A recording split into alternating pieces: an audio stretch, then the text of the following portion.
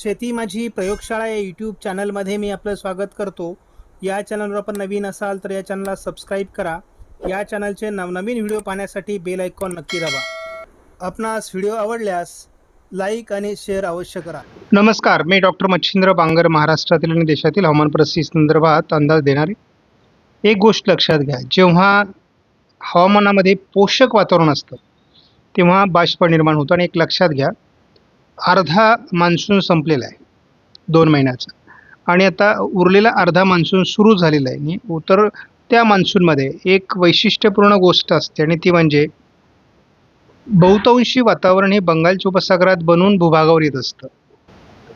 आणि त्यामुळे ज्या भागातून हे वातावरण बनणार आहे त्या भागामधली स्थिती काय आहे हे बघावं लागतं. आता आपल्याला दिसते महाराष्ट्रामध्ये स्थानिक वातावरणासाठी पोषक वातावरण आहे, मात्र मुख्य जो पावसास अनुकूल प्रभाव आहे तो हिमालयाशी पॅरलल आहे.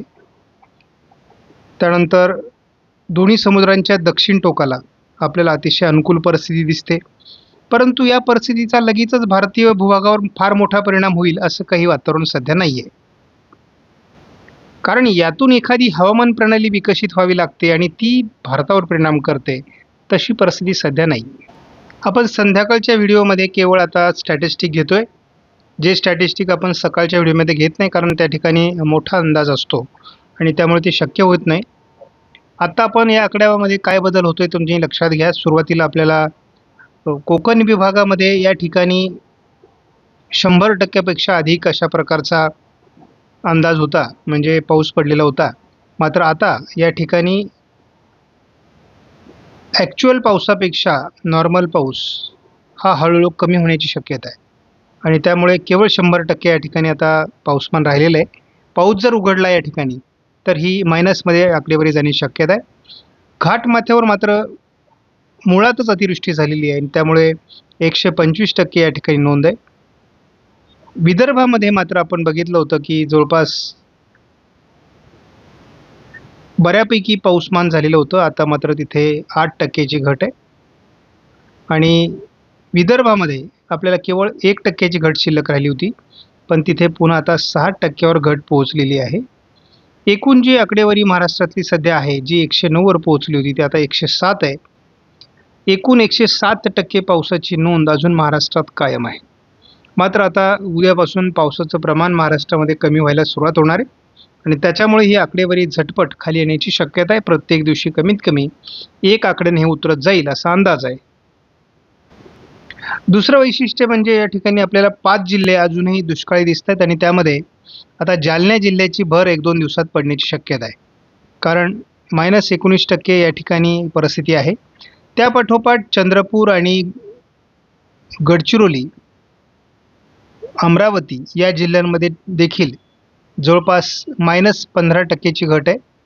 त्यामुळे याही ठिकाणी जर 7-8 दिवसाचा खंड आला तर यदा कदाचित याही ठिकाणी आपल्याला रेड कलर येताना दिसू शकतो. सध्या 35° जवळपास सिंधुदुर्ग आणि नंदुरबारमध्ये 35%ची घट आहे. 30%ची घट सोलापूरमध्ये, 29ची बीडमध्ये, तर जवळपास 31%ची घट ही हिंगोलीमध्ये आहे. हे काही जिल्हे दुष्काळी राहिलेले आहेत. त्या पाठोपाठ आपल्याला नागपूर आणि लातूर हे जिल्हे देखील 12% घटमध्ये आहेत. त्यामुळे या ठिकाणी सुद्धा थोडी चिंता वाढू शकते, परंतु जर तीव्र कमी दाब जो 15 ऑगस्टच्या दरम्यान येण्याची शक्यता आहे तो आला तर मला वाटतं बहुतांश ठिकाणची चिंता मिटणार आहे, आणि भारतात एक्सेस ऑफ रेन म्हणजेच 100%पेक्षा अधिक पाऊसमान नोंदलं जाऊ शकतं असा अंदाज आहे. देशातला देखील आढावा आपण दररोज घेत असतो, त्यामध्ये देखील अजून 12% घट आहे. म्हणजे या ठिकाणी 88%ची जी टक्केवारी ही कायम ठेवण्यात आलेली आहे. यामध्ये आता सध्या कुठलाही बदल झालेला नाही. त्यामुळे या आकड्यात जेव्हा बदल होईल तेव्हा आपण बघू, कारण आता भारतात पावसाचं प्रमाण देखील उद्यापासून कमी होईल, त्यामुळे हे आकडे देखील बदलण्याची शक्यता आहे. आपण एकूणच गेल्या 24 तासामधील महाराष्ट्रातील आणि देशातील पावसाचा अंदाज घेतला तर आपल्या लक्षात येईल की गुजरात, राजस्थान, मध्य प्रदेशवरील पाऊस बऱ्यापैकी उघडला आहे. मात्र महाराष्ट्रामध्ये अजून पावसाच्या घटना घडत आहेत.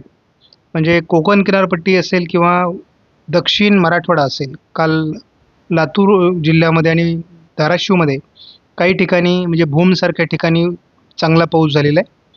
त्यानंतर रायगडमध्ये पाऊस चांगला झालेला आहे. विदर्भातला पाऊस, मराठवाड्यातील तसा पाऊस आणि मध्य महाराष्ट्र, उत्तर महाराष्ट्र, पश्चिम महाराष्ट्रातला पाऊस आता उतरणीला म्हणजे कमी झालेला आहे. त्यामुळे बरेच राज्य असे आहेत की ज्या ठिकाणी आता पाऊस कमजोर झालेला आहे. जेव्हा महाराष्ट्रामध्ये किंवा देशामध्ये चांगला पाऊस झाला तेव्हा आपण एल निनोविषयी बोलणाऱ्यांवर टीका करायला सुरुवात केली की तुम्ही एल निनो सांगितला, दुष्काळ सांगितला आणि पाऊस भरपूर झालेला आहे. पाऊस भरपूर होईल सांगणाऱ्या अपवादात्मक लोकांचा उदोउदो सुरू झाला. मित्रांनो, कोणाचा उदोउदो केल्याचे कोणालाही दुःख नाही, परंतु आपल्याला अभ्यास किती आहे याच्यावरून कळतं आणि अभ्यासू लोकांचं किती कौतुक होतं हे आम्हाला लक्षात येत आहे. आता या ठिकाणी आपण बघतो 2.2 वर जवळपास एल निनो पोहोचलेला आहे आणि हा स्ट्रॉंगेस्ट अशा प्रकारचा एल निनो आहे. मग स्ट्रॉंग एल निनो स्थितीमध्ये आता आपण पोहोचलो आहोत. त्यामुळे तसं अजून फार चांगलं पाऊसमान पुढील 2 महिन्यात होईल असे कुठल्याही मॉडेलचे कुठलेही काही संकेत नाही आहेत. परंतु तरी देखील आपण भाग्यवान आहोत की आपल्याला 2 समुद्र आहेत. बंगालच्या उपसागरातून आपल्याला वेगवेगळ्या हवामान प्रणाली विकसित होत आहेत आणि त्या योगायोगाने महाराष्ट्रावर येत आहेत आणि त्यामुळे महाराष्ट्रातली परिस्थिती फार चांगली आहे. मात्र आपण जर इतर राज्यांची परिस्थिती बघितली तर त्या ठिकाणी पाऊसमान खूप कमी आहे आणि त्यामुळे देशात देखील केवळ 88% पाऊस झालेला आहे. पुढील 3 दिवसामध्ये आपण केवळ कोकण आणि थोडं विदर्भात तुरळक ठिकाणी पावसाची शक्यता 5 तारखेला बघतो. 6 तारखेला विशेष पावसाचा अंदाज देण्यात आलेला नाही. 7 तारखेला ढगाळ परिस्थिती महाराष्ट्रामध्ये दाखवली आहे, परंतु कोकणाव्यतिरिक्त फारसं पाऊस वातावरण कुठेही दाखवण्यात आलेलं नाही. दिवसासाठी जेव्हा ECMWF मॉडेल वापरतो तेव्हा दक्षिण कोकण अगदी घाटमाथ्यावर पावसाची शक्यता आहे. लातूर, नांदेड आणि थोडं पूर्व विदर्भाच्या दक्षिणी पट्ट्यामध्ये हे नागपूर, भंडारा, गोंदिया, चंद्रपूर, गडचिरोली जिल्ह्यामध्ये उद्या पावसाचा अंदाज देण्यात आलेला आहे. 6 तारखेला मात्र थोडं नांदेड, यवतमाळ, लातूर, सोलापूर दक्षिण या भागात थोडं पावसाळी वातावरण किरकोळ स्वरूपात आहे. घाटमाथ्यावर थोडं वातावरण राहू शकतं. थोडा गोंदियाच्या किंवा वर्ध्याच्या दरम्यान देखील पाऊस असू शकतो. तोच अंदाज जवळपास 7 तारखेला आहे. परंतु एक गोष्ट आपल्या लक्षात आली असेल की एकूण पावसाचं प्रमाण जे आहे महाराष्ट्रामधलं ते अतिशय किरकोळ असणार आहे. त्यामुळे उद्यापासून पुढे महाराष्ट्रात पावसाचा जोर कमी असणार आहे. या मॉडेलनुसार सध्या आपण कुठे पावसाळी परिस्थिती आहे का हे जर बघितलं तर देशात काही विशेष पावसाळी परिस्थिती कुठे दिसत नाही आणि उद्या देखील थोडं पूर्व भारत, उत्तर भारतामध्ये ॲक्टिव्हिटीज वाढणार आहेत. तसं महाराष्ट्रात काही विशेष वातावरण नाही. विदर्भ आणि पूर्व मराठवाडा, थोडं कोकण असं वातावरण आहे. हे आपण 7 तारखेपर्यंत जरी बघितलं तरी काही विशेष वातावरण महाराष्ट्रामध्ये नाही आहे. थोडी आपण या ठिकाणी बघतो की पूर्व भारत आणि उत्तर भारत, मध्य भारताचा थोडा भाग या ठिकाणी आपल्याला पावसाची परिस्थिती आहे. विशेष पावसाळी परिस्थिती राजस्थान, गुजरात किंवा महाराष्ट्र अशी नाही आहे. उद्या दिवसभरामध्ये कुठे पावसाची शक्यता आहे का हे आपण जर बघितलं तर थोडं पश्चिम महाराष्ट्र, मराठवाडा तुरळक ठिकाणी घाटमाथ्यावर दक्षिणेला पावसाची शक्यता आहे. स्थानिक वातावरण अजूनही महाराष्ट्रामध्ये तयार होऊ शकतं. गोंदिया वगैरे जिल्ह्यामध्ये देखील पावसाची शक्यता आहे.